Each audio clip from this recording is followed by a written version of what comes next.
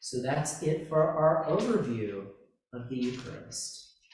Are there any questions? All right. Yes.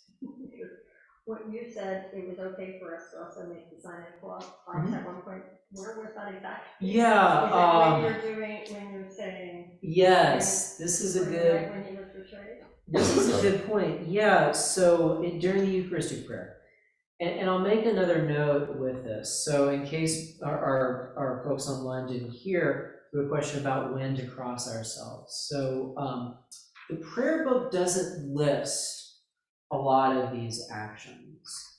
The prayer book is very minimalist, which is good in many ways. We can express ourselves how we wish to express ourselves. But a lot of these other things we add in are things that have been added in, they have a specific purpose. So during the Eucharistic prayer, the time that we cross ourselves is when we offer up ourselves, and in Right One's language, our souls and bodies, to be a holy and living sacrifice unto thee. Any of the words in any of the Eucharistic prayers that talk about offering ourselves up to God, that's an appropriate time to cross yourself, because that sign of the cross is a sign that you're marking yourself up as an offering to God.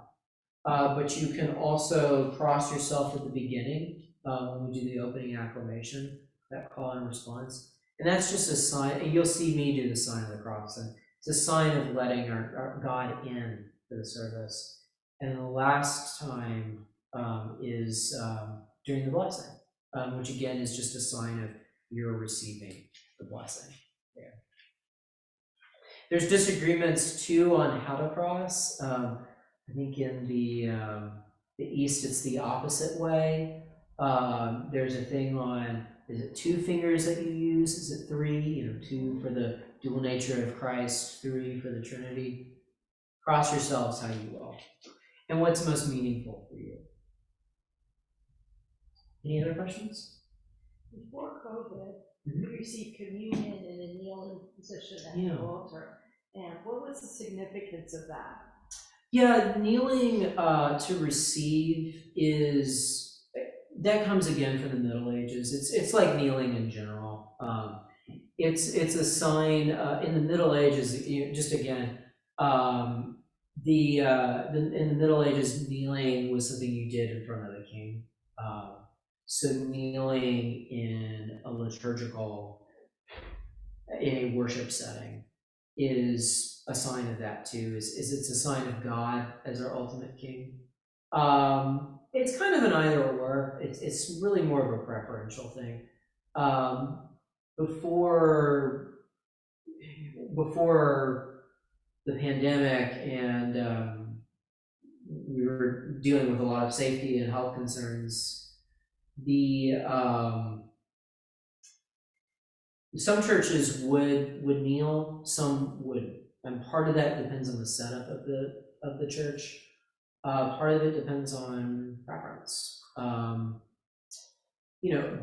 are fine, but it is nice to remember that we're a resurrected people. So standing when we can is a sign of that resurrection. So that can be preferred. Maybe should be preferred. Well, in the olden days, they didn't have pews. Yeah. So how again? Yeah. In the older days, we didn't have pews. Being the question there, or comment there. Yeah, and that's as I said before, we're doing something that's formalized, that's based on something that would have looked more like a meal in the early days of Christianity, for the early followers of the way, as Acts, Luke and Acts describes us, followers of the way. So we do things somewhat differently than they would have in more ancient times. We've tried to bring some of those understandings back, but We still do things a little bit differently. We're taking from different time periods and traditions too.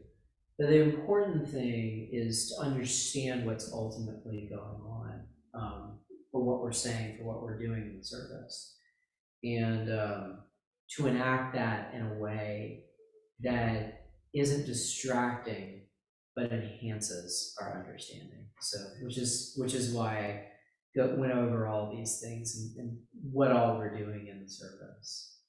Any other questions? I grew up in the Episcopal Church. At some point in time, I remember being told that you should not eat prior to receiving communion.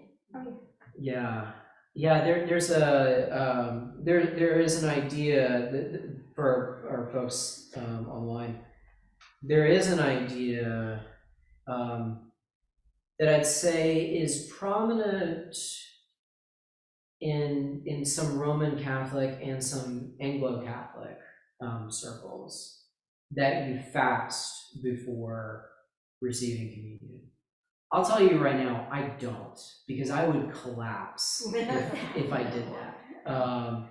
And that's true of other people too, is that like you need to have that energy and food. The idea behind that is a reverence towards Jesus, which I think is good for us to have. I think we can often take that a little too far. So on one hand, we do have reserved sacrament by our altar. I do try to genuflect, just do a quick, kind of little bow, if I'm just walking around. Now for the service, this is another thing I meant to say too. You only have to bow in twice, particularly if you're helping with worship. At the beginning and at the end. So those are the times to bow at the altar. Generally, it's a don't worry about it any other time, because then it can get ridiculous. Then it can just slow things down, or just be distracting. So that's a sign of reverence, to Jesus, who's in the elements, for those of us who believe in real presence in a real way. That's all good. Coming to the altar with the right mindset, that we are not doing this deserving. We're doing this because God loves us and has given us that gift of grace. Those are good approaches too. I think that the fasting can sometimes take it a little too far, because we're doing this in the morning. Again, some of us are gonna collapse if we don't have food at that point. So that would be my thought. There's some people that's a core thing for them, that's what they believe. That's a way that they show their respect to God, and that's good too. It's like fasting for Ash Wednesday, or just in Lent in general. If it's helping you get closer to God, do it. But if it's not, don't. And that's something I think that can be either way. Fasting before Eucharist. Any other thoughts? In some services, they bring the gifts from the back of the church too. Yeah. We talked about that a little bit last week too, the bringing the gifts up. And that's a good thing, and it's a reminder that the gifts that are being offered are the gifts of people. I think, in fact, at least in Cranmer's time, they would have been brought up, like by the people, because they would have been given by the people as gifts. That's, that is an important part.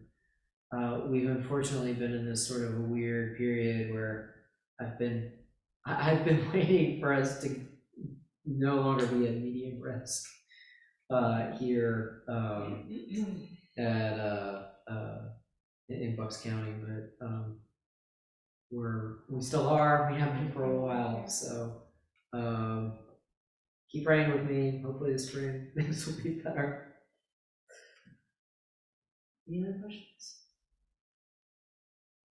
All right. Well, I'll end it there, and thank you all again, and see you all soon.